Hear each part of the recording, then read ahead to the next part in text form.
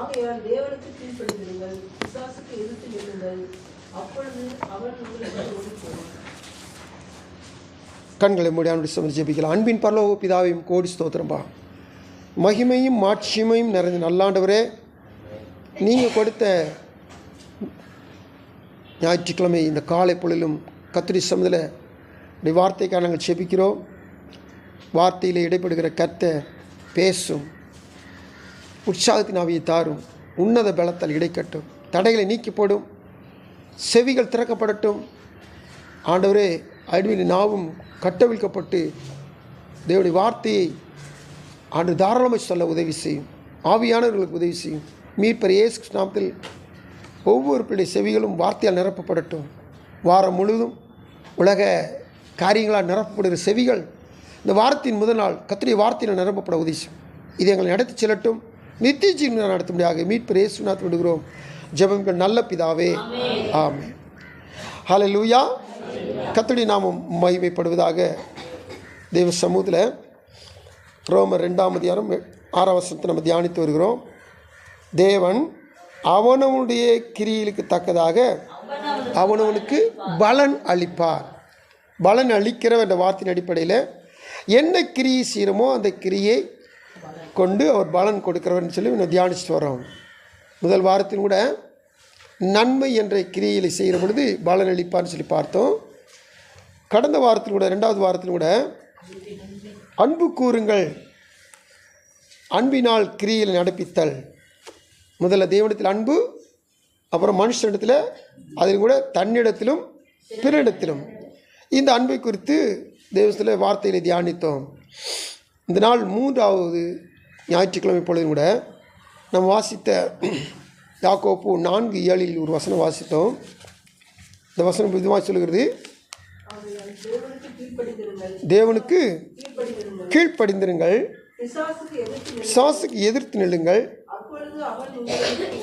அப்பொழுது அவன் உங்களை விட்டு ஓடி போவான். கர்த்தருக்கு ஸ்தோத்திரம். ஒரு வசனத்தில் அநேக காரியங்களை கர்த்தர் நமக்கு விளக்கி காண்பிக்கிறவராக இருக்கிறார். இந்த யாக்கோப்பு நிருபம் என்று சொன்னாலே இது புதிய ஏற்பாட்டின் நீதிமொழிகள் சொல்லுவாங்க. பழைய ஏற்பாட்டில் நீதிமொழிகள் உண்டு, அது 31 அதிகாரம் உண்டு. இந்த யாக்கோப்பில் 5 அதிகாரம் உண்டு. 5 அதிகாரத்திலும் ஒவ்வொரு வசனத்திலும் அப்படி குறிப்பிட்டு ஒவ்வொரு காரியங்களை சொல்லிகிட்டே வருவார். அதனால் இது புதிய ஏற்பாட்டின் நீதிமொழியின் புஸ்தகம். இதில் யாக்கோப்பு சொல்கிறாரு, கீழ்ப்படிதலை குறித்து தேவனுக்கு கீழ்ப்படிந்திருங்கள், பிசாசுக்கு எதிர்த்து நில்லுங்கள், அப்பொழுது அவன் உங்களை விட்டு ஓடி போவான்.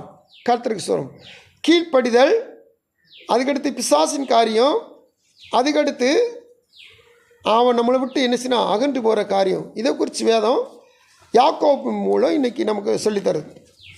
இந்த வார்த்தையில் வாசிக்க நமக்கு உடனே ஒரு காரியம் நமக்கு வெளிப்படணும். என்னன்னு சொல்லி கேட்டிங்கன்னா, இந்த உலகத்தின் முதல் பாவம் என்ன? கீழ்ப்படியாமை. ஸ்தோத்திரம். அப்போது இன்றைக்கி ஆண்டவன் நம்மகிட்ட ஒரு காரியத்தை சொல்கிறார். என்ன காரியம்னா, கீழ்ப்படுகிற காரியத்துக்கு நம்ம பேசுகிறார். அப்போ முதல் பாவமே கீழ்ப்படியாமல் சொன்னீங்கன்னா, இந்த கீழ்ப்படியாமல் பாவம் எப்படி வந்துச்சு? பிசாசு சொல்ல கேட்டதுனால இந்த பாவம் உள்ளே வந்துருச்சு. இப்போ அந்த ஆதியாமத்தின் புஸ்தகம் 2ஆம் அதிகாரம் 3ஆம் அதிகாரத்தை சார்ந்த காரியத்தை தான் யாக்கோப்பு தெளிவுபடுத்துகிறார் நமக்கு. நீங்கள் தேவ பிள்ளைகள்னா தேவனுக்கு நீங்கள் என்ன செய்யுங்க? கீழ்ப்படிங்க. அதுக்கடுத்து பிசாசுக்கு என்ன செஞ்சிடாதீங்க? கீழ்ப்படிஞ்சிடாதீங்க. அவனுக்கு என்ன செய்யணும்? ரெசிஸ்ட், எதிர்த்து நிற்கணும். அவனை எதிர்த்து நிற்கணும். அவன் என்ன செஞ்சிருவான்? அவனை உங்களை விட்டு ஓடியே போயிடுவான். அநேகர் இன்னைக்கு ஆண்டருக்கு கீழ்ப்படுகிறாங்களோ இல்லையோ, ஆனால் என்ன செய்வாங்க? பிசாசுக்கு தான் கீழ்ப்படிவாங்க. பிசாசு சொன்னால் உடனே கீழ்ப்படிஞ்சிடும். நீங்கள் ஒரு குடும்பத்தில் ஒரு வீட்டில் நல்ல காரியத்தை 100 காரியத்தை சொல்லுங்கள், அந்த 100 காரியத்தை அவங்களுக்கு செய்கிறதுக்கு டிலே பண்ணுவாங்க, அல்லது முக்கால்வாசி காரியத்தை செய்ய மாட்டாங்க. ஆனால் ஏதாவது ஒரு காரியத்தை நீங்கள் மாற்றி இப்படி செய்யன்னு சொல்லி பாருங்கள், தப்பாக சொல்லி பாருங்கள், தப்புன்னு சொல்லி பாருங்கள், உடனே அதை செய்வாங்க. இதுதான் ஜென்ம சுபாவம் அல்லது பிசாசினால் ஆட்கொண்ட ஒரு சுபாவம். தேவ சமூகத்தில் நன்மையான காரியங்களை எத்தனை காரியத்தை நீங்கள் நினச்சின்னா சொல்லிக்கிட்டே இருங்க, கீழ்ப்படியவே மாட்டாங்க. ஆனால் நம்ம கோவப்பட்டு எரிச்சல் பட்டு இதை செஞ்சுக்கோ அப்படின்னு சொல்லிட்டோம்னா உடனே அதை செய்வாங்க. இதுதாங்க யாக்கோப் சொல்றாரு, அவன் சொல்ல கேட்கவே செய்யாதீங்க, அவனுக்கு நீங்கள் என்ன செய்யுங்க, எதிர்த்து நில்லுங்கள். அப்போ இந்த நாளில் கீழ்ப்படிதல் என்பது ஆதாம் தொடங்கி இன்ன வரைக்கும் மனுஷன்கிட்ட காணப்படாத ஒன்று. ஆனால் அன்றைக்கு இருந்து இன்றைக்கு வரைக்கும் கர்த்தர் கீழ்ப்படிஞ்சு நடங்க, கீழ்ப்படிஞ்சு நடங்க. கீழ்ப்படுகிற ஒரு கிரியை நல்ல ஒரு பலனை கொடுக்கும். தேவன் அவனுடைய கிரியைகளுக்கு தக்கதாக அவனவனுக்கு பலன் அளிக்கிறவர். இப்போ கீழ்ப்படுகிற கிரியையினால் பெரிய பெரிய பலன் பரிசுத்தவான்கள் தேவ பிள்ளை பெற்றிருக்கிறார்கள். 2வது இடத்துல 6ஆம் வசனமும் 7ஆம் வசனமும் ஆதியாகமத்தின் புஸ்தகத்தில் ஆதாமுக்கு ஒரு கட்டளை கொடுக்கிறார் ஆண்டவர். அந்த கட்டளை ஆதாம் என்ன செய்யலைன்னா கீழ்ப்படியவில்லை. 6ஆம் வசனம் என்ன சொல்கிறாரு, 2ஆம் அதிகாரம் 16. தேவனாகிய கர்த்தர் மனுஷனை நோக்கி, நீ தோட்டத்தில் உள்ள சகல விருட்சத்தின் கனியை புசிக்கவே புசிக்கலாம், ஆனாலும் நன்மை தீமை அறியத்தக்க விருட்சத்தின் கனியை புசிக்க வேண்டாம், அதை நீ புசிக்கும் நாளிலே சாகவே சாவாய் என்று கட்டளையிட்டார். 2:16, 17. 16 புசிக்கலாம், 17 புசிக்க வேண்டாம். ரெண்டுமே கட்டளை தான். அதாவது குறிப்பிட்டதை புசிக்கலாம், குறிப்பிட்டதை புசிக்க கூடாது. இது ஒரு பிரமாணம், கட்டளை. ஆனால் என்னாச்சு, இவங்க பிசாசு வர்றது வரைக்கும் தேவனுக்கு கீழ்ப்படிஞ்சு என்ன செய்யலை, புசிக்காததை புசிக்கலை, புசிக்க வேண்டியது புசித்தாங்க, கரெக்டாக பிரமாணத்தை கீழ்ப்ப பண்ணாங்க. ஆனால் பிசாசு வந்த மாத்திரத்தில் அவன் நூதனமாக எதுவும் பேசுகிறவன், நூதனமாக எதுவும் செய்கிறவன், அவனுக்கு இவங்க என்ன செய்யணும், எதிர்த்து நிற்கணும். ஆனால் அவங்ககிட்ட தோழமை பண்ணிட்டாங்க, அன்பு வச்சுட்டாங்க. அவனுக்கு பேச்சு வார்த்தை கொடுத்து ஐக்கியம் கொண்டு அவன் பேச்சை கேட்டு உடனே அம்மா புசித்தாங்க. அதுக்கடுத்து ஐயாவும் புசிக்க வச்சுட்டாங்க. இந்த வார்த்தை சொல்லி பாருங்க, 3ஆம் அதிகாரம் 6ஆம் வசனத்தில் அதன் கனியை புசித்து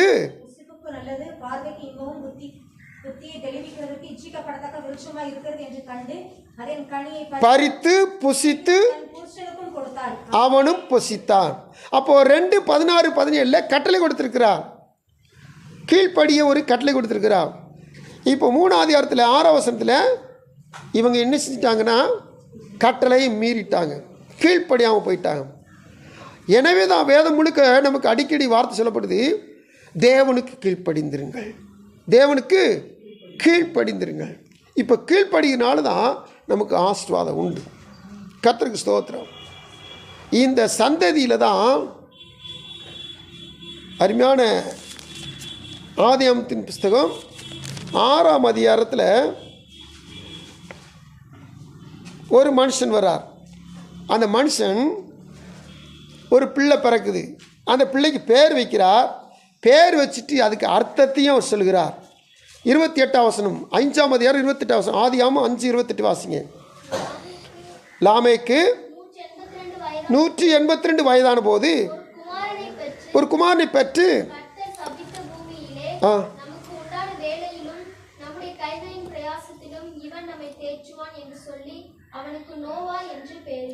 இவன் நம்மை தேற்றுவான் என்று சொல்லி அவனுக்கு நோவா என்று பெயரிட்டான். அவன் சொல்லுகிற வார்த்தையின் அர்த்தத்தை கவனிச்சு பாருங்க. கர்த்தர் சபித்த பூமி. ஏன் சாபம் வந்துச்சு? கீழ்ப்படியாமையினால. கீழ்ப்படிஞ்சுதான் இன்ன வரைக்கும் சாபம் இருந்திருக்காது. இந்த முதல் மனுஷி கீழ்ப்படியாமையினால இப்போ பூமிக்கு சாபம் வந்துருச்சு. இப்போ அந்த சந்ததியில் லாமேக்குன்னு ஒருத்தர் வர்றாரு. அவர் எப்படியோ இந்த பூமி எதுக்காண்டு சாபம் வந்துச்சு. இந்த சாபத்தில் ஒரு ஆசீர்வாதமும் இல்லை, பிள்ளைகள் நிமித்தமாக ஒரு நன்மையும் கிடையாது. அப்படின்னு சொல்லி இப்போ கர்த்தர் மேலே விசுவாசம் வச்சு தம் பிள்ளைக்கு ஒரு பேர் வைக்கிறாரு. கர்த்தர் சபித்த பூமியில் இவன் என்னை தேற்றுவான். அப்படின்னா அதுக்கு முன்னாடி இவங்க பெற்றோர் அல்லது இவரே கூட பெற்றோருக்கு என்ன சில தேற்றவா இல்லை. ஏன்னா சபித்த பூமியில் எதெடுத்தாலும் அந்த சுபாவங்கள் அப்படிப்பட்ட சுபாவமாக இருக்குது. அதனால லாமைக்கு என்ன செஞ்சார்? பிள்ளை பிறந்த மாத்திரத்தில் இவன் என்னை கர்த்தர் சபித்த பூமியில் தேற்றுவான்னு சொல்லி லாமைக்கு சொல்லி நோவா என்று சொல்லி பேர் வச்சிட்டார். ஆனால் பார்த்தீங்கன்னா நோவா உண்மையிலேயும் இந்த மனுஷன் தேவனுக்கு கீழ்ப்படுகிற மனுஷனாக வாழ்ந்தார். அல்லேலூயா, கர்த்தருக்கு ஸ்தோத்திரம். எவ்வளவோ ஜனங்கள் இருக்கிறாங்க. இந்த லாமைக்குடைய விசுவாசத்தின்படி இந்த நோவா கர்த்தருக்கு பயப்படுகிற ஒரு மனுஷனாக வாழ்ந்தான். கர்த்தருக்கு கீழ்ப்படுகிற மனுஷனாக வாழ்ந்தான். இந்த இவனை குறித்து வேதம் சொல்லி பாருங்க. 6ஆம் அதிகாரம் 8-9 வசனத்தில் வாசிக்கும்போது நோவாவின் வம்ச வரலாறு. நோவா தன் காலத்தில் இருந்தவர்களுக்குள்ளே நீதிமான், உத்தமன், தேவனோட சஞ்சரிக்கிறவன். இவனுக்கு அடைமொழி தான் உத்தமன், நீதிமான், உத்தமன், தேவனோட சஞ்சரிக்கிறவன். இப்போ இதுக்கு முன்னாடி ஏனோக்கு இருந்தார். இப்போ இவருக்கு நீதிமான், உத்தமன், சஞ்சரிக்கிறவன் இந்த பேர் அடைமொழிகளோடு இவர் வாழ்க்கை வாழ்கிறார். காரணம் இவர் வாழ்க்கையில் அப்படித்தான் இருந்தார். யார் என்ன சாதிக்கிறாங்களோ அந்த சாதிக்கிற சாதனைக்கு என்ன செய்வாங்க? படித்த படிப்புக்கு என்ன செய்வாங்கன்னா பட்டம் கொடுப்பாங்க. அவங்க ஜெயிச்சதுனால அவங்களுக்கு சன்மானம், அவார்டு கொடுப்பாங்க. இந்த வேதம் இவருக்கு சொல்லுகிறது நீதிமான், உத்தமன், தேவனோடு சஞ்சரிக்கிறவன். இவர் இப்படித்தான் இருந்தார். அதனால இவருக்கு இந்த புகழ் ஆரம் சுட்டப்படுகிறது. அல்லேலூயா. தேவசன காத்திருக்க தேவ பிள்ளைகளே, இந்த மனுஷன் வாழ்க்கை ஒரு வித்தியாசமாக இருந்ததுனால தான் இவன் காலத்தில் வாழ்ந்தவங்க யாருமே உத்தமமும் கிடையாது, தேவ பயமும் கிடையாது, தேவனுக்கு கீழ்ப்படிதலும் கிடையாது. எங்கு பார்த்தாலும் பாவ செயல்கள், பொல்லாங்கள், துன்மார்க்கம், தேவனுடைய இருதயமே விசனப்படும் அளவுக்கு பூமி வாழ்கிற ஜனங்கள் அனைவரும் தங்களுடைய வழிகளை கெடுத்து கொண்டிருந்தார்கள். அப்படிப்பட்ட பூமியில் இந்த ஒரு மனுஷன் மாத்திரம் எப்படி காணிங்கன்னா நீதிமானாக இருக்கிறான். இப்போ கர்த்தர் இவனை செலக்ட் பண்ணி இவன்கிட்ட ஒரு உடன்படிக்கை செய்கிறார். பூமியில் இருக்கிற எல்லாவற்றையும் நான் என்ன செய்ய போகிறேன்? நான் அனுக்கிரகம் பண்ண போகிறேன். அதனால நீ ஒரு பேழையை உண்டாக்கு, நீ ஒரு பேழையை உண்டாக்கு. இப்போ பேழையுடைய உயரம், அகலம், நீளம் எல்லாவற்றையும் கர்த்தர் சொல்கிறார். அதுக்கடுத்து என்னென்ன எப்படி எப்படி இருக்குன்னா சொல்கிறார். வசனம் சொல்லுது 6:22 நோவா அப்படியே செய்தான். இதுதான் முக்கியமான வார்த்தை. நோவா அப்படியே செய்தான். கர்த்தருக்கு ஸ்தோத்திரம். ஆண்டு சொல்ல காத்திருக்க தேவ பிள்ளைகளே, இந்த வார்த்தை ஆண்டவருக்கு ரொம்ப பிரியமாக இருக்கு. இந்த பூமியில் எல்லாரும் சொல்லுவாங்க அவர் இப்படி இருக்கிறார், இவர் இப்படி இருக்கிறார். இன்றைக்கி ஊழி செய்கிற ஊழியக்காரில் இடறி போடுறாங்க, பயங்கரமாக பாவம் செஞ்சுறாங்க. ரொம்ப விசுவாசி என்ன செய்கிறாங்க? அவர் இதை செய்யலையா, அவர் இப்படி போகலையா, நான் போன தப்பா, அவர் போனது தப்பு தான், அவர் பின்பற்றி போனால் போகிறவங்க செய்கிறது தப்பு தான். இது நியாய தீர்ப்புனால கொண்டு வந்து சேர்த்துட்டு வர ஆண்டவர். அதனால் இன்றைக்கி நோவா பாருங்கள், உலகம் முழுவதும் துன்மார்க்கம் கெட்டு போய் கிடக்குது. ஆனால் இந்த நோவா மாத்திரம் தனித்துவம் வாய்ந்தவராக இருந்தார். அதனால தான் தேவன் அவரை செலக்ட் பண்ணுறாங்க. ஆமென், ஸ்தோத்திரம். இந்த நோவாவை செலக்ட் பண்ணிட்டு பொறுப்பு கொடுத்தா வசனம் சொல்லுது அவர் எல்லாவற்றையும் எப்படி இருந்தவராக இருந்தாராம்? உண்மை உள்ளவராய், கீழ்ப்படிந்தவராய், செய்த போட்ட கட்டளை எல்லாவற்றையும் செய்து முடித்தவராய் காணப்பட்டார். கர்த்தருக்கு ஸ்தோத்திரம். இப்போது மேலே சொல்லிருக்க வார்த்தை பேலை செய்கிற காரியத்தில் செஞ்சாச்சு, அதுக்கு தான் செய்து முடித்தான்னு போட்டிருக்கு. இப்போ 7ஆம் அதிகாரம் 5ஆம் வசனத்தை வாசித்து பாருங்கள். இதில் என்ன கட்டளை? இதில் பூமியின் மீதெங்கும் உயிரோடு இருக்கும் ஒவ்வொரு ஜீவ ஜந்துக்களை காக்கும்படி ஜோடு ஜோட ஆணும் பெண்ணுமாய் சுத்தமுள்ளது சுத்தமல்லாது மிருகங்கள் பறவைகள் பிராணிகள் எல்லாவற்றையும் சொன்னா ஆண்டவர் சேர்த்து கொள்கிறார். வேலைக்குள்ளே சேர்த்து வைத்துக்கோ. இது இந்த ஜல பிரளயத்துக்கு முன்பு எல்லாம் அழிஞ்சிருச்சுன்னா இது ஒரு வித்தாக இருக்கும். அதுக்கடுத்து சந்ததி உருவாகிறதுக்கு இந்த சந்ததி இருக்கும். உனக்கும் உன் மனைவி, உன் 3 மகன்கள், உன் 3 மருமகள்கள், 8 பேரும் 8 பேரோட அனைத்து மிருகங்கள் பறவைகள் ஜீவ ஜந்துகள் எல்லாவற்றையும் சேர்த்து கொள்கிறார். இதையும் கரெக்டாக என்ன செஞ்சா செய்து முடித்தா. இந்த கட்டளைக்கும் கீழ்ப்படிந்தா. செய்ய வேண்டிய பிரமாணங்களுக்கும் 6:22 கீழ்ப்படிந்தா. அதுக்கடுத்து சேர்க்க வேண்டிய காரியத்துக்கும் கரெக்டாக நினைச்சுன்னா அந்த கட்டளைக்கு நினைச்சுனா நோவா 7ஆம் அதிகாரம் 5ஆம் வசனத்தில் செய்து முடித்தார். இதனால் பார்த்தீங்கன்னா இந்த நோவா சரித்திர புகழ் பெற்ற ஒரு பெரிய மனுஷனாக மாறி போனார். இதுதான் கர்த்தர் அவருக்கு கொடுத்த பலன். அல்லேலூயா, கர்த்தருக்கு ஸ்தோத்திரம். நம்ம கடற்படைக்கு ஒரு பேர் உண்டு, என்ன தெரியுமா? நேவி. அது எங்கேருந்து வந்துச்சு? நோவா, NOVA. அதில் இருந்தால் NAVY, நேவி. நோவாவில் தான் நேவி வந்துச்சு. அல்லேலூயா. யாரெல்லாம் கடற்படையில் அவங்களுக்கு தெரியாமே அந்த பேரை சொல்லுவாங்க. இது நோவா பேர். அல்லேலூயா. கர்த்தர் என்ன ஒரு மனுஷன் என்ன கிரியை செய்கிறானோ அந்த கிரியைக்கு அவர் பலன் கொடுக்கிறவராக இருக்கிறார். அல்லேலூயா. உலகம் முழுவதும் ஆபிரகாம் எப்படி சொல்கிறாங்களோ இன்னைக்கு உலகம் முழுவதும் கடற்படை அனைத்தும் நோவா சொல்லுவாங்க, நேவி. அல்லேலூயா. தேவத்தில் காத்திருக்க தேவ பிள்ளைகளே, இன்னைக்கு நானும் நீங்களும் இந்த உலகம் இருக்கிறத பார்த்து சில நேரத்தில் மனம் வெதும்புகிறோம். அவன் இப்படி போயிட்டான், இவன் இப்படி போயிட்டான். சமீபத்தில் ஒரு ஊழியக்காரன் அப்படி இடறிட்டான்னு சொல்லி அப்படியே ரொம்ப உலகம்லாம் பேசுகிறாங்க. அவங்க பின்பற்ற சபை செதறி போச்சு, எல்லாம் ஒரு மாதிரி பார்க்குறாங்க. இப்போது ஒரு ஆள் இடறியாச்சுன்னிங்கன்னா அதில் அறகுறையாக இருக்காங்க பார்த்தீங்களா? பக்தியும் கொஞ்சம் உலகமும் கொஞ்சம் 2 கலந்துருக்காங்க பார்த்தீங்களா? இவங்க என்ன செய்கிறாங்கன்னா, நம்ம தலைவனே இப்படி போயிட்டார், நம்ம போனால் என்ன, இப்படி ஒரு தவறான ஒரு தைரியம் வருது அவங்களுக்கு, தப்பான ஒரு எண்ணங்கள் வருகிறது அவங்களுக்கு. தேவத்தில் காத்திருக்கிற பிள்ளைகளே, இந்த காலகட்டத்தில் தேவனுக்கு கீழ்ப்படிந்திருக்கிற நோவா நமக்கு நல்ல ஒரு முன் உதாரணம். நல்லா கவனிச்சுங்க. யார் எப்படி வாழ்ந்தாலும் சரி, எபிரேயர் 12ஆம் அதிகாரத்தில் நமக்கு ஒரு ஓட்டம் நியமிக்கப்பட்டிருக்குது, நமக்கு ஒரு ட்ராக் இருக்குது, நமக்கு ஒரு ஓட்ட பாதை இருக்குது. அந்த ஓட்ட பாதையில் நினைச்சுனா நமக்கு நியமித்த ஓட்டத்தில் பொறுமையோடு ஓட கடவோம். ஸ்தோத்திரம்.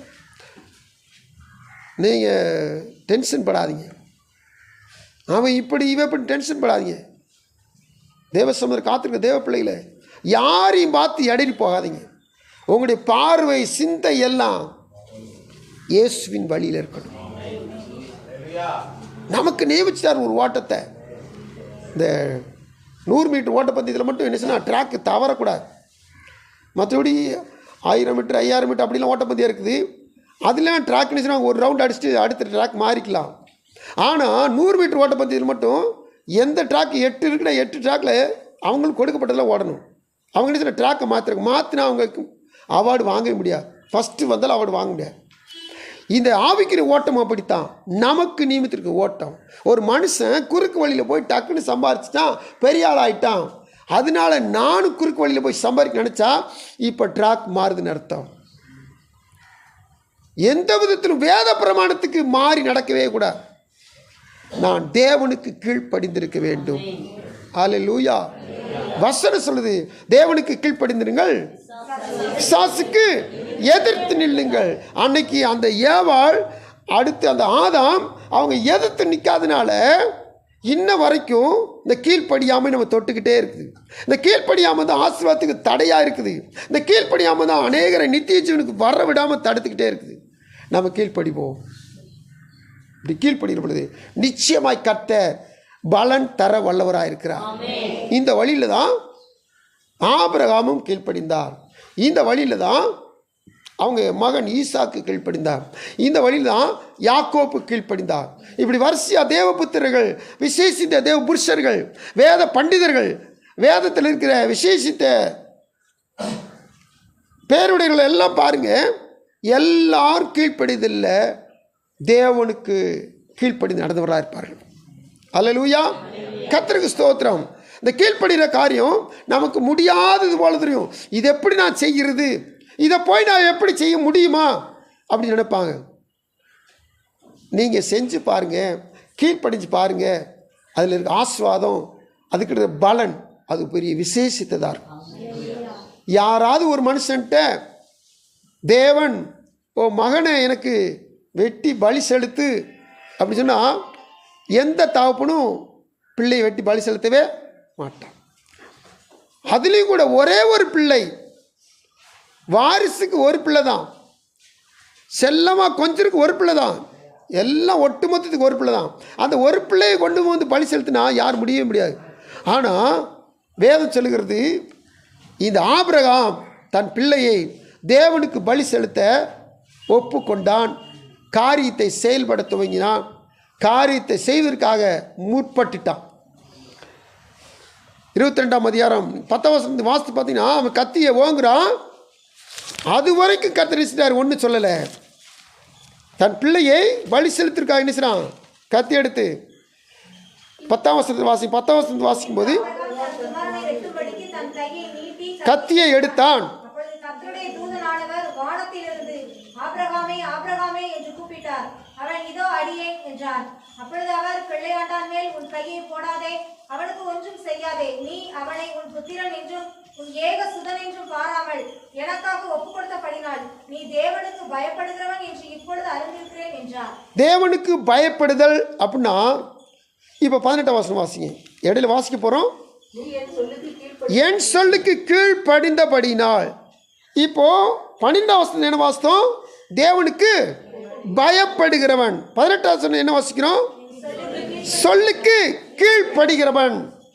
இந்த தேவ பயம்னா ரொம்ப பேருக்கு ஒன்றும் தெரிய மாட்டுது. தேவ பயம் என்ன, பிசாசுக்கு பயப்பட மாதிரி பயப்படணுமா? இல்லை, அவர் சொல்லுக்கு கீழ்ப்படிதல் தான் தேவ பயம்.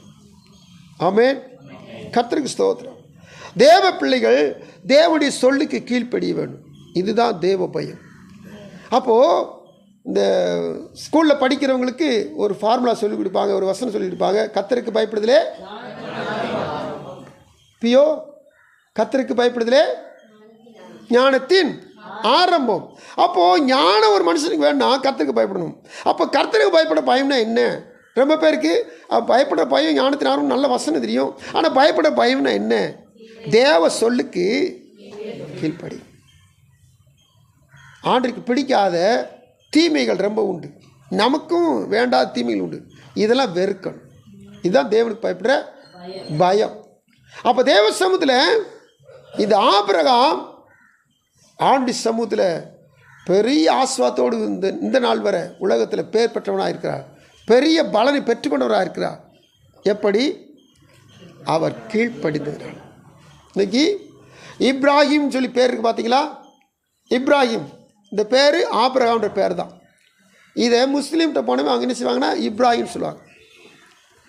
ஆபிரகாம்ன்ற பேர் இன்னைக்கு வரைக்கும் இஸ்ரவேல்கிட்ட பயபக்திக்குரிய ஒரு முற்பிதாவின் பேராக இருக்கிறது. அதுக்கடுத்து கிறிஸ்தவங்கள்ட்ட வந்து பார்த்தீங்கன்னா விசுவாசிகளின் தகப்பன் என்ற ஸ்தானத்திலே ஆபிரகாமை நாம் என்ன சொன்னால் விசுவாசத்தில் பின்பற்றுகிறவராக இருக்கு. அப்போது எங்கும் இப்போ 3 கூட்டம் சொன்னேன், என்னென்னது?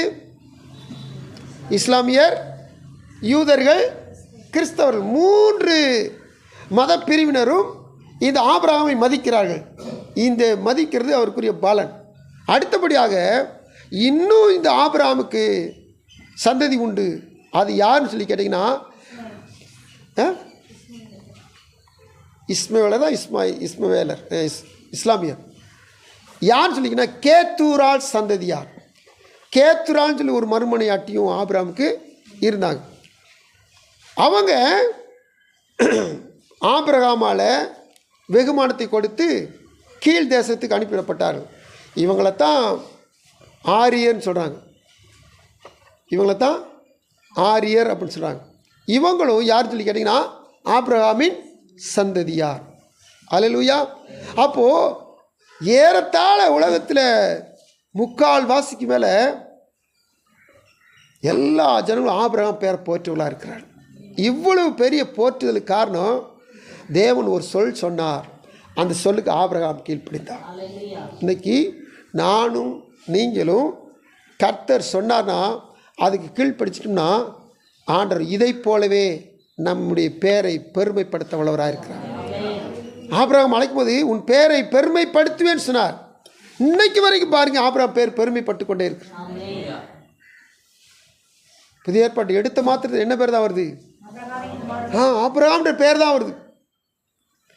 தேவசபர் காத்திருக்க தேவ பிள்ளைகளே, ஆண்டவர் ஏதோ ஒரு வாக்கு பண்ணிட்டார்னா அந்த வாக்கை நிச்சயமாக நிறைவேற்றுவார்.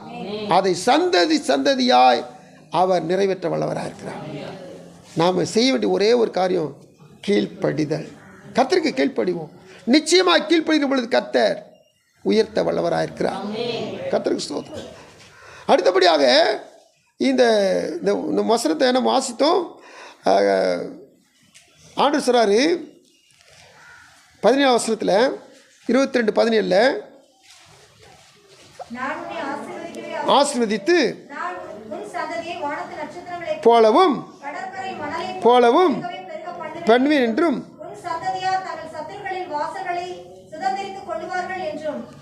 நீ என் சொல்லுக்கு கீழ்ப்படிந்தபடினால் உன் சந்ததிக்குள் பூமியிலுள்ள சகல ஜாதிகளும் ஆசீர்வதிக்கப்படும் என்றும் என் பேரில் ஆணையிட்டேன் என்று கர்த்தர் சொல்லுகிறார். என் பேரில் ஆணையிட்டேன். என்னென்ன ஆண்டு சொல்றார் பாருங்க. நான் ஆசீர்வதிக்கவே ஆசீர்வித்து சந்ததியை வானத்தின் நட்சத்திரங்களைப் போலவும் கடற்கரை மணலை போலவும் பெருகவே பெருக பண்ணுவேன் என்றும் உன் சந்ததியார் தங்கள் சத்துருக்களின் வாசலை சுதந்திரித்துக் கொள்வார்கள் என்றும் இப்போ இவர் பேரில் இவரே ஆணையிடுகிறார். ஏன்? எபிரேல் அதுக்கு வழக்கம் உண்டு. அவர் ஆணையிடுறது என்ன செய்வாங்க? தனக்கு மிஞ்சினவங்க மேலே தான் செய்வாங்க, ஆணையிடுவாங்க.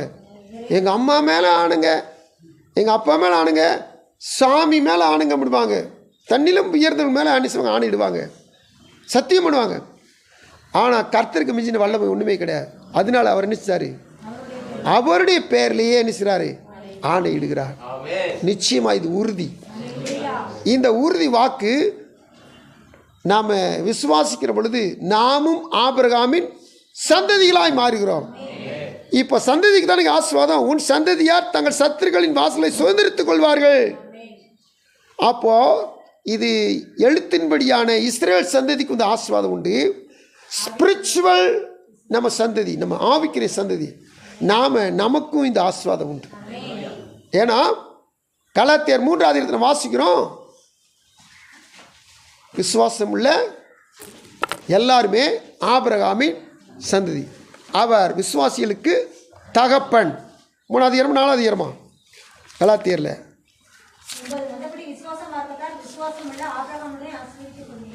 ஆபிரகாமுடன் உடனே கூட ஆசீர்வதிக்க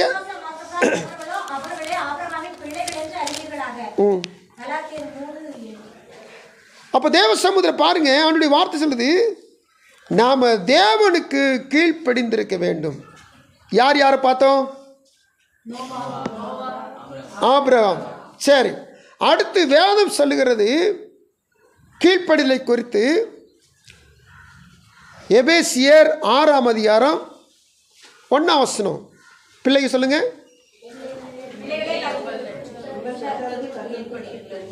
பாருங்க, பிள்ளைகள்னா நம்ம பெற்றோர், நம்ம பிள்ளைகள், அதனால் நம்ம பெரிய ஆட்கள்னு சொல்கிறோம். பிள்ளைகளை சொல்லுங்க மாத்திரத்தில் பிள்ளைகள்ட பெரியவங்க தான் சொல்கிறாங்க. அவங்க கர்த்தர் நல்லவர். அல்லேலூயா, கர்த்தருக்கு ஸ்தோத்திரம். பிள்ளைகள் சொல்லுங்க. அப்போ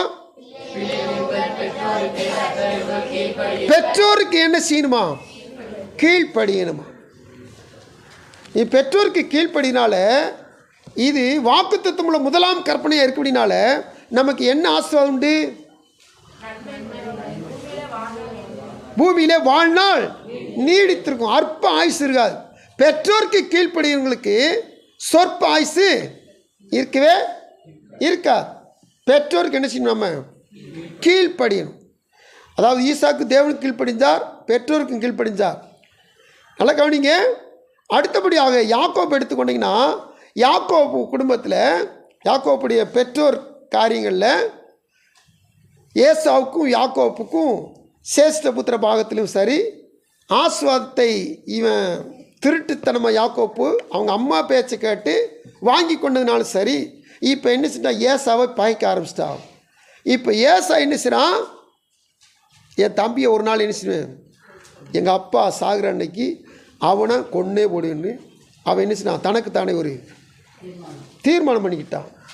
இது தெரிஞ்ச மாத்திரத்தில் அவங்க அம்மா என்ன செஞ்சாங்க, நீங்கள் இருக்க வேண்டாம், நீ எங்கள் அண்ணன் வீட்டில் போய் குடியிரு, உங்கள் அண்ணன் கோபம் தருது வரைக்கும் எங்கள் அண்ணன் வீட்டில் குடியிருன்னு என்ன சொன்னாங்கன்னா சொல்கிறாங்க.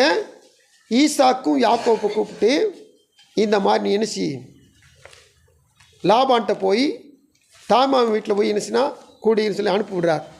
இதை நம்ம ஆதியாகமத்து புத்தகத்தில் 28ஆம் அதிகாரத்தில் வாசிக்கிறோம். 28:18 வாசிங்க. அதிகாலையிலே யாக்கோப்பு எழுந்து தன் தலையின் கீழ் வைத்திருந்த கல்லை எடுத்து 22 கொஞ்சம் பாருங்க, கொஞ்சம் 27 யாக்கோபு தன் தகப்பனுக்கும் தன் தாய்க்கும் கீழ்ப்படிந்து பாதான் ஆராமுக்கு புறப்பட்டு போனதை ஏசா கண்டது. யாக்கோப்பு தன் தகப்பனுக்கும் தன் தாய்க்கும் கீழ்ப்படிந்து. இந்த வார்த்தை தான், பிள்ளைகளே உங்கள் பெற்றோருக்கு கர்த்தருக்குள் கீழ்ப்படியுங்கள். இந்த வார்த்தை அருமையான ஒரு வார்த்தை. பெற்றோருக்கு கீழ்ப்படுகிற பொழுது இந்த யாக்கோப்பு எப்படிப்பட்ட ஆசீர்வாதத்தை பெற்றுக்கொண்டான். இவன் தான் பாருங்க, அழைக்கப்பட்டது ஆபிரகாம். அவனுக்கு ஒரு சந்ததி தான் மெயின் சந்ததி, ஈசாக்கு. இஸ்மவேல் ஒரு பக்கம் போனாலும் கூட இஸ்ரவேல் ஆகி யாக்கோப்பு ஈசாக்கு தான் பிரதான சந்ததியாக மாறுகிறான். அடுத்தபடியாக ஈசாக்குக்கு 2 பிள்ளை வருது. ஒருத்தன் ஏசா, இன்னொருத்தன் யாக்கோப்பு. இந்த கீழ்ப்படுகிற யாக்கோப்பை தான் கர்த்தர் 12 சந்ததிகளுக்கு தகப்பனாய் மாற்றுகிறார். ஸ்தோத்திரம். இன்னைக்கு வரைக்கும் உலகம் முழுவதும் யூதர்கள் அல்லது இஸ்ரவேலர் போற்றப்படுகிற இந்த ஜனங்களுக்கு தகப்பன் இந்த இஸ்ரவேலாகி யாக்கோப்பு தான். ஆமென். இவன் தகப்பன் தாய் சொல்லுக்கு கேட்டு சீரியா தேசத்துக்கு என்ன செஞ்சுட்டான், போய் 20 வருஷம் குடியிருந்தான். நல்லா கவனிங்க. அவனை குறித்து, அவன் பிறந்தப்போ அவனை குறித்து வேதம் சொல்லுது, அதாவது ஏசா வேட்டையாடுகிறவன், வனசஞ்சாரி. ஆனால் யாக்கோப்பு குறித்து வேதம் என்ன சொல்லுது, குணசாலியும் கூடாரவாசியும். இவங்க அம்மா பின்னாடி தான் இருப்பான். அதனால தான் இவங்க அம்மா பேச்சை கேட்டு நினச்சிட்டான், அவங்க அப்பாட்ட போய் ஆசீர்வாதத்தை ஏமாற்றி வாங்கிட்டான். இவன் குணசாலி, கூடாரவாசி. இவன் வெளியே எங்கேயும் போக மாட்டான், வெளியே இவனுக்கு தெரியாது. ஆனால் போக சொல்கிறப்ப என்னச்சிட்டான், அப்பா அம்மா சொல் கேட்டு வீட்டை விட்டு அப்போ தான் என்ன செய்றான், தூரமாக போகிறான்.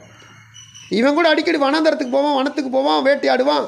ஆனால் இந்த யாக்கோப்புக்கு வெளியே போய் பழக்கமே இல்லை. அப்போ இவன் என்ன செஞ்சிருக்கலாம், எம்மா அப்பா எனக்கு வெளி உலகமே தெரியாது, நான் உங்களை விட்டு எனக்கு ஒன்றும் தெரியாது, நான் எங்கே போய் என்ன செய்ய முடியும். ஆனால் சொல்படி கேட்டு நினைச்சான், இடத்த காலி பண்ணிட்டு அம்மா அப்பா சொன்ன கேட்டு பேச்சை கேட்டு போகிறான். இதனால் பார்த்தீங்கன்னா போகிற வழியில் ஆண்டவர் அவனுக்கு தரிசனமாகிறார். 28ஆம் அதிகாரத்தில் தரிசனமாகிறார். அவனுடைய சமூகத்தில் கூடவே இருப்பேன்னு சொல்லுகிறார். உன்னை திரும்பி வரப்பண்ணுவேன்னு சொல்லுகிறார். அங்கே இருக்கிற இடத்துல அவன் கூட இருப்பேன்னு சொல்லுகிறார். அவனை பழுகி பெருக பண்ணுகிறார். பெருத்த சந்ததியாய் 2 பரிவாரங்களுடனே அவனை கர்த்தர் கொண்டு வருகிறார் இருக்கிறார். அல்லேலூயா. பயங்கரமான ஒரு பலனை பெற்றுக்கொண்டவன். பெற்றோருக்கு யார் கீழ்ப்படுகிறார்களோ அவர்களுக்கு பலன் உண்டு. கர்த்தருக்கு ஸ்தோத்திரம். இப்போது நான் உங்களுக்கு ஒரு காரியம் சொல்ல போகிறேன். அதாவது வேதத்தின் அடிப்படையிலே பெற்றோருக்கு கீழ்ப்படிந்தவனுக்கு பலத்த ஒரு ஆசீர்வாதம். இன்னொரு மனுஷன் உண்டு, ரேகாபின் குமாரனாகிய யோனதாப் என்று சொல்லப்படுதுன்னு ஒரு மனுஷன் உண்டு. எரேமியாவின் புஸ்தகம் 35ஆம் அதிகாரத்தில் வாசிக்கிறோம். அவங்க திராட்சை ரசம் குடிக்க மாட்டாங்க, அவங்க வீடு கட்டி குடியிருக்க மாட்டாங்க, திராட்சை தோட்டத்தை பயிர் செய்ய மாட்டாங்க. என்னன்னு சொல்லி கேட்டிங்கன்னா, அவங்க அப்பாவோட அப்பா, அவங்க சந்ததியில் முற்பிதா ஒருத்தர் ரேகாப், அவங்க குமாரனாகி யோனதாப்னு ஒருத்தர் நினச்சிட்டான்னா, பிள்ளைகளை கூப்பிட்டு வச்சு, பிள்ளைகளே நீங்கள் எங்கே போனாலும் சரி, நீங்கள் சுதேசியாக இருந்தாலும் சரி, பரதேசியாக இருந்தாலும் சரி, நீங்கள் இருக்கிற இடத்துல வீடை கட்டி குடியிருக்காதீங்க, திராட்சை தோட்டத்தை உண்டாக்கி திராட்சை பழத்தை குறித்து திராட்சை ரசம் என்ன செய்யாதீங்க, குடிக்காதீங்க, அப்படின்னு சொல்லி வச்சிட்டார். அவருக்கு என்ன தென்பட்டுச்சோ தெரியாது, ஆனால் அவர் இந்த கற்பனை சொல்லி வச்சிட்டார். பார்த்தீங்கன்னா அவங்க சந்ததி எரேமியாவின் காலத்தில் அவங்கள போய் எரேமியா கர்த்தர் சந்திக்க சொல்கிறார். எரேமியா போய் சந்திச்சிரு சொல்கிறார். சந்தித்தா நீ அவங்களுக்கு ஒரு திராட்சை ரசத்தை குடத்தோடு வை, அவங்களுக்கு கூட்டு போய் குடிக்க சொல்கிறாரு. அவங்க குடிக்க மாட்டுறாங்க. எரேமியா 35 நான் சொல்லிக்கிட்டு வர்றேன். குடிக்க சொன்னால் குடிக்க மாட்டாங்க. ஏன் நீங்கள் குடிக்க மாட்டேன்னு கேட்டால் அவங்க சொல்கிறாங்க, அதற்கு அவர்கள், நாங்கள் திராட்சரசம் குடிக்கிறது இல்லை, ஏனென்றால் ரேகாபின் குமாரனாக எங்களுடைய தகப்பன் யோனதாப் நீங்கள் பரதேசிகளாய் தங்குகிற தேசத்தில் நீடித்திருக்கும்படிக்கு நீங்களும் உங்கள் பிள்ளைகளும் என்றென்றைக்கும் திராட்சரசம் குடியாமலும் வீட்டை கட்டாமலும் விதையை விதையாமலும் திராட்சை தோட்டத்தை நாட்டாமலும் அதை கையாளாமலும் உங்களுடைய எல்லா நாட்களிலும் கூடாரங்களிலே குடியிருப்பீர்களாக என்று எங்களுக்கு கட்டளையிட்டார். கர்த்தருக்கு ஸ்தோத்திரம். அதனால நாங்கள் இந்த திராட்சை ரசத்தை குடிக்கிறது கிடையாதுன்னா. இப்போ ஆண்டோடைய வார்த்தை எரேமியா கொண்டாது. ஒரு மனுஷனுடைய பிள்ளைகளுக்கு சொன்னதை அந்த பிள்ளைகள் மனுஷன் சொன்னதை கேட்குறாங்களே, இந்த இஸ்ரவேல் சந்ததியார் என்ன செய்ய மாட்டாங்க? என் வார்த்தையை கேட்க மாட்டாங்க, கீழ்ப்படிய மாட்டாங்க. சரி, இது இவங்களுக்கு படிப்பனைக்காக வேண்டி உதாரணத்துக்கு சொன்ன காரியம். ஆனால் இப்படி கீழ்ப்படிஞ்சனால, உலகத்தில் இருக்கிற ஒரு பெற்றோர் சொன்னது கீழ்ப்படிஞ்சனால ஆண்டவர் அவங்களையும் கூட விட்டு வைக்கல, அவங்களுக்கும் கூட பலன் கொடுக்கிறவராக இருக்கிறார். எப்படின்னா அதே 35ஆம் அதிகாரம் 18 வாசிங்க. நோக்கி கீழ்ப்படிந்து, இந்த வார்த்தையை பாருங்க, கீழ்ப்படிந்து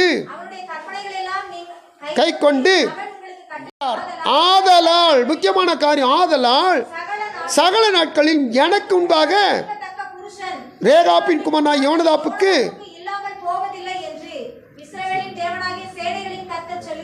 ஹல்லேலூயா. எப்பொழுதும் கர்த்தருக்கு முன்பாக நிற்கிற மனுஷன் யாரு? தாவீது. இங்கே ஒரு சந்ததியை சொல்கிறார் ஆண்டவர். யார் இது? ரேகாபின் குமாரனாகிய யோனதாப்பின் சந்ததியில் எப்பொழுதும் இஸ்ரவேலின் தேவனாகிய சேனையின் கர்த்தர் சொல்கிறார், இந்த பாருங்க, எனக்கு முன்பாக நிற்கத்தக்க புருஷன் ரேகாபின் குமாரனாகிய யோனதாப்புக்கு இல்லாமல் போவது இல்லை. ஒரு தாவீதுக்கு அருள்வாக்கு வந்தது போல, தாவீது இருந்தது போல, இந்த ரேகாபின் குமாரனாகிய யோனதாப்பின் சந்ததிக்கும் அருள்வாக்கு வருகிறது. புரிஞ்சுக்கிட்டீங்களா? நல்ல விளங்கி கொள்ளுங்க. வேதத்தில் இருக்க மறைபொருளை விளங்கி கொண்டோம்னா நம்முடைய வாழ்வில் பெரிய ஆசீர்வாதம். இங்கே ஜீவனுள்ள தேவனுடைய பிள்ளைகள் நாம் இந்த ஜீவாதிபதிக்கு நாம் சொல்லுக்கு கீழ்ப்படுகிற பொழுது நமக்கு மட்டுமில்ல, நம்முடைய சந்ததிக்கே கர்த்தர் பெரிய ஆசீர்வாதத்தை பலனாய் கொடுக்க வல்லவராக இருக்கிறார். அப்போது முதல்ல தேவனுக்கு கீழ்ப்படிங்கள், அடுத்து பெற்றோருக்கு கீழ்ப்படியுங்கள். சரி, அடுத்தபடியாக 1 பேதுரு 3:1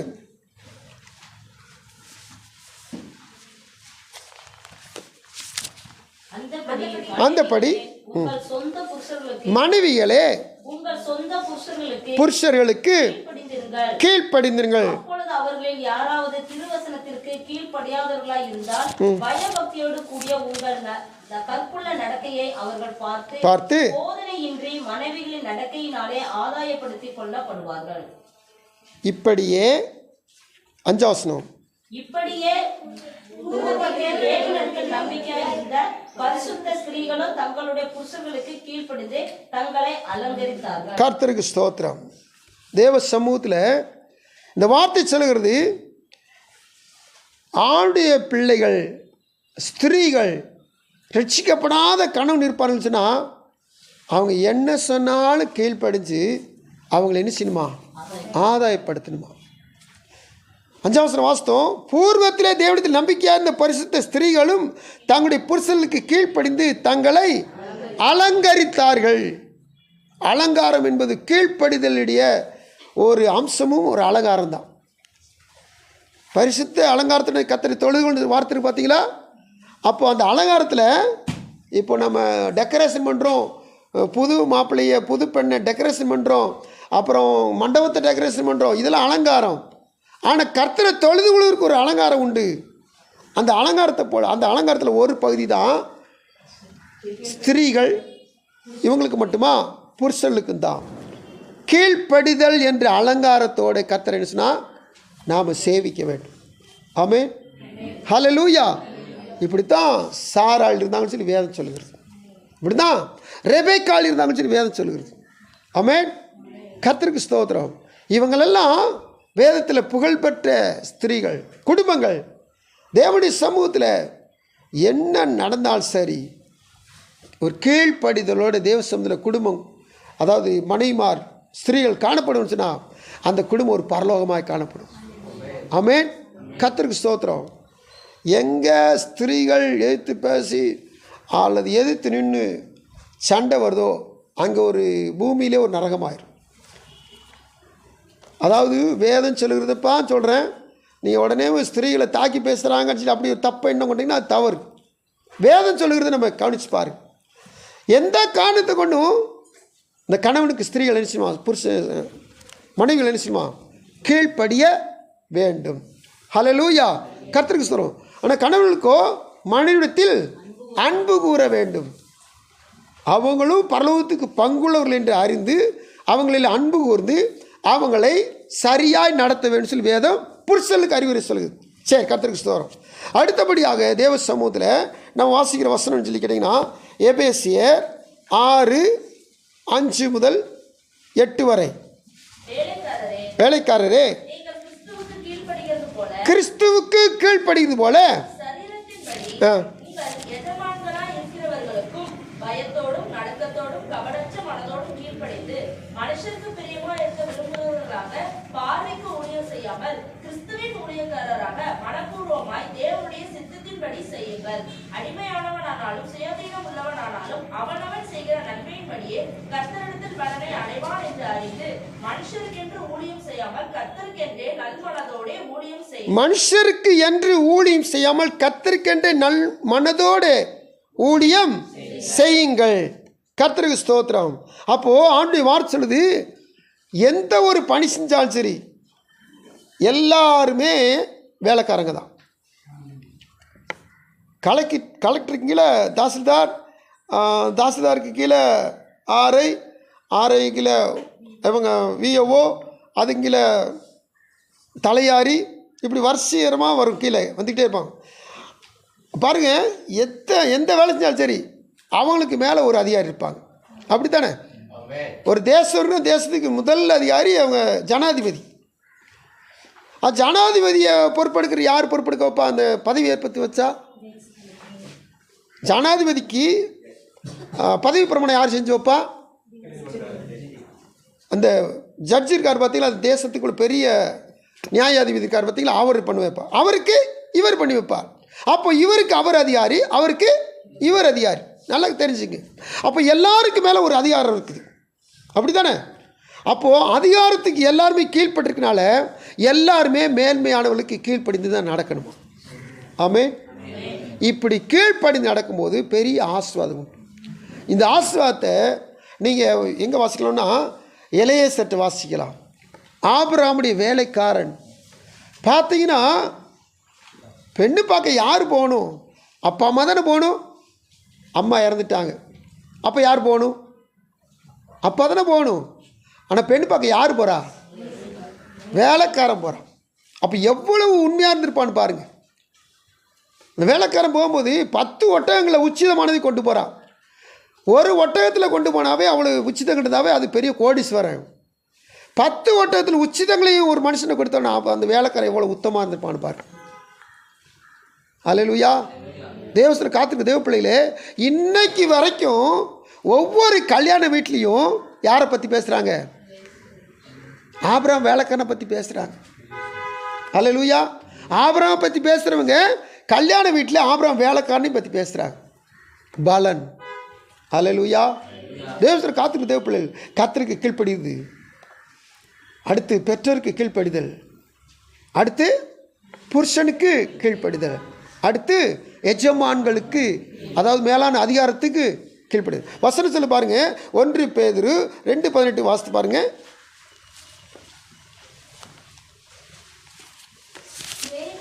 வேலைக்காரரே, அதிக பயத்துடனே உங்கள் எஜமான்களுக்கு கீழ்ப்படிந்திருங்கள். தேவ சமூகத்தில் ஆண்களுடைய பிள்ளைகள் எப்போவும் கொடுக்கப்பட்ட மேலான எஜமான்களுக்கு, நான் ஆரம்பத்தில் சொல்லிட்டேன், எஜமான் இல்லாதவங்க யாருமே கிடையாது. எல்லாருக்கும் மேலே ஒரு அதிகாரி உண்டு.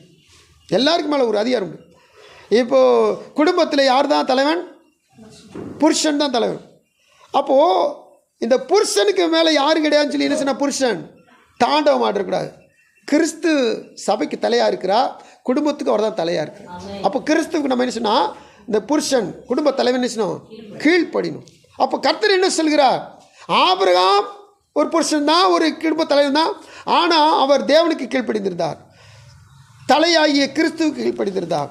நாம் புருஷர்களாக இருந்தாலும் சரி, ஸ்திரீகளாக இருந்தாலும் சரி, வேலைக்காரர்களாக இருந்தாலும் சரி, பிள்ளைகளாக இருந்தாலும் சரி, எல்லாரும் என்ன செய்யணுமா? தேவ சமூகத்தில் கீழ்ப்படிதல் உள்ளவர்களாய் காணப்பட வேண்டும். இப்போது எபேசியர் 5:21 வாசிங்க. எபேசியர் 5:21. தேவ பயத்தோட ஒருவருக்கு ஒருவர் கீழ்ப்படிந்து இருங்கள். ஸ்தோத்திரம். இந்த கீழ்ப்படிதல்ல ஒரு இன்க்ளூடிங் இருக்குது. என்னது? தேவ பயம். ஏன்னா உலகத்தில் ஒவ்வொரு காரியங்களுக்கும் ஒரு காரியம் இருக்குது. அந்த காரியத்தில் நம்ம என்ன சொன்னால் தேவ பயத்தோடு தான் கீழ்ப்படியணுமா. உலக பயத்தோடு அல்ல, மாம்சீக பயத்தோடு அல்ல, தெய்வ பயத்தோடு நம்ம என்ன செய்யணுமா? கீழ்ப்படிய வேண்டும். அப்படி தெய்வ பயத்தோடு கீழ்ப்படி தான் கர்த்தருக்கு பிரியமான ஒன்று. அல்லேலூயா. கர்த்தருக்கு ஸ்தோத்திரம். தேவ சமூகத்தில் நம்ம ஈசாக்கு குறித்து ஆரம்பத்தில் சொன்னேன்.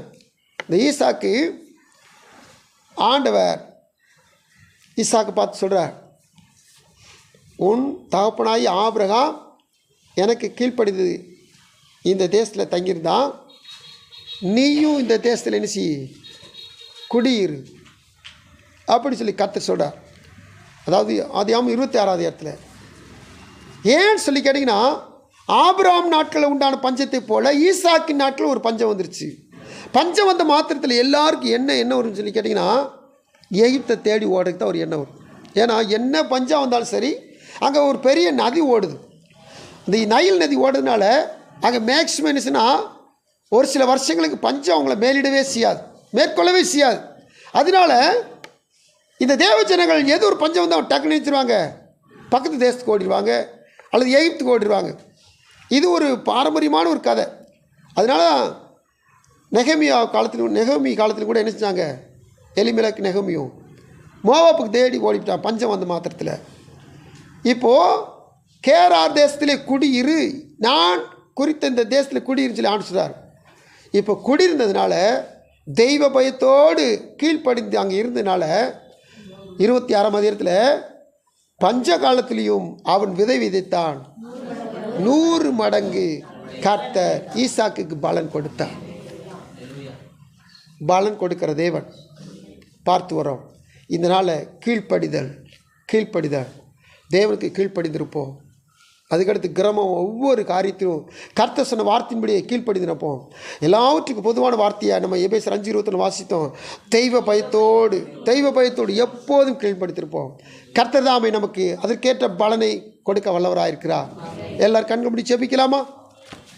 எங்கள் அன்பின் பரலோக பிதாவின் கோடி ஸ்தோத்திரப்பா. தேவ சமூகத்தில் கீழ்ப்படிதலை குறித்து நாங்கள் இந்த நாளை தியானிக்கும்படியாக அதற்கு பலன் உண்டு என்பதை நீர் எங்களுக்கு விவரித்து காண்பித்திருக்காங்க. ஸ்தோத்திரம். இது மாத்திரமல்ல, நாங்கள் தியானித்ததோடு கூட ஆண்டவரே, பள்ளியிலே படிக்கிற பிள்ளைகள் ஆசிரியர்களுக்கும் ஆண்டவரே, இன்னுமாய் பற்பல காரியங்கள் செயல்படுகிற பிள்ளைகள் கொடுக்கப்பட்ட மேலிடங்களுக்கும் கீழ்ப்படிந்து நடக்கத்தக்கதாக கர்த்தர் உம்முடைய பிள்ளைகள் கிருபை பாராட்டும். இது நிமித்தமாய் உம்முடைய பிள்ளைகள் பலனை பெற்றுக்கொள்வார்களாக, பலனை அனுபவிப்பார்களாக. நாங்கள் இயேசு கிறிஸ்து நாமத்தில் என்னையும் எங்களை தாழ்த்தி ஒப்படைக்கிறோம். கர்த்தாவே, நீ தந்த நல்ல வார்த்தைகளுக்கு நன்றி. தொடர்ந்து கீழ்ப்படியோடு நாங்கள் நடந்து கொள்ள உதவி செய்யும். இப்பொழுதும் ஆண்டவரே, தேவ சமூகத்தில் எங்களை தாழ்த்தி ஒப்படைக்கிறோம். கர்த்தர் நல்லவர், அவர் கிருபை என்றும் உள்ளது. எங்களுடைய கிருபை தாங்கிக் கொள்ளட்டும், வழி எடுத்துட்டு மீட்பர் இயேசுவின் நாமத்தில் எல்லாவற்றையும் ஒப்படைத்து மன தாழ்வியோடு மன்றாடுகிறோம். ஜெபம் கேளும் நல்ல பிதாவே, ஆமென்.